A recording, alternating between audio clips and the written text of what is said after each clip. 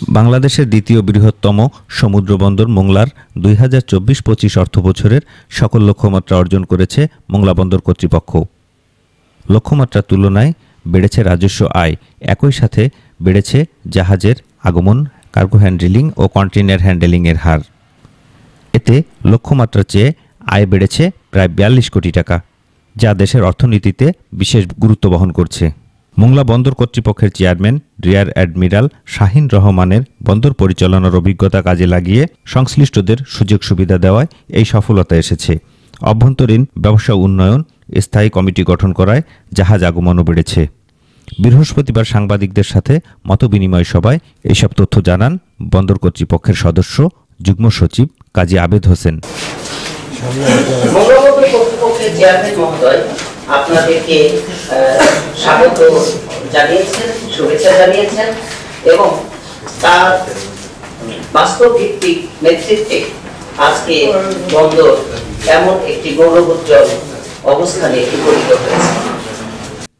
এ সময় প্রধান অর্থ ও হিসাবরক্ষণ কর্মকর্তা সিদ্দিকুর রহমান, প্রধান হাইড্রোগ্রাফার কমান্ডার রাসেল আহমেদ খান, পরিচালক ট্রাফিক মোহাম্মদ কামাল হোসেন, গণসংযোগ বিভাগের উপপরিচালক মোহাম্মদ মাকরুজ্জামান, ঊর্ধ্বতন হিসাবরক্ষণ কর্মকর্তা মোহাম্মদ নিয়ামুর রহমান সহ বন্দরের বিভিন্ন পর্যায়ের কর্মকর্তাবৃন্দ উপস্থিত ছিলেন।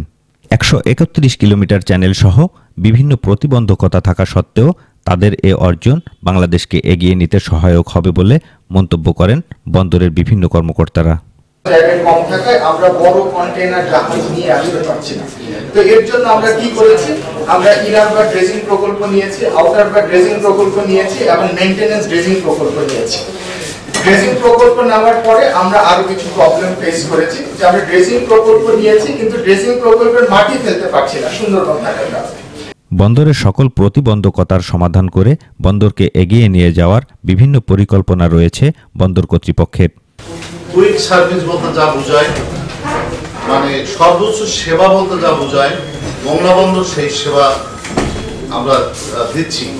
11টা কন্টেইনার টার্মিনাল বা জেটি তৈরি করতে যাচ্ছে। মোংলা বন্দরের বর্তমান সক্ষমতা আমরা যেটা আজকে দেখছি, অদূর ভবিষ্যতে এটা আরো বাড়বে বলে আমরা আশা করছি। এই পরিকল্পনা বাস্তবায়িত হলে মেগা প্রজেক্টের মাধ্যমে এই বন্দর বিশ্বের কাছে আরও গ্রহণযোগ্য হবে বলে প্রত্যাশা সংশ্লিষ্টদের। আমিরুল হক বাবু, এটিএন বাংলা, মোংলা বন্দর, বাগেরহাট।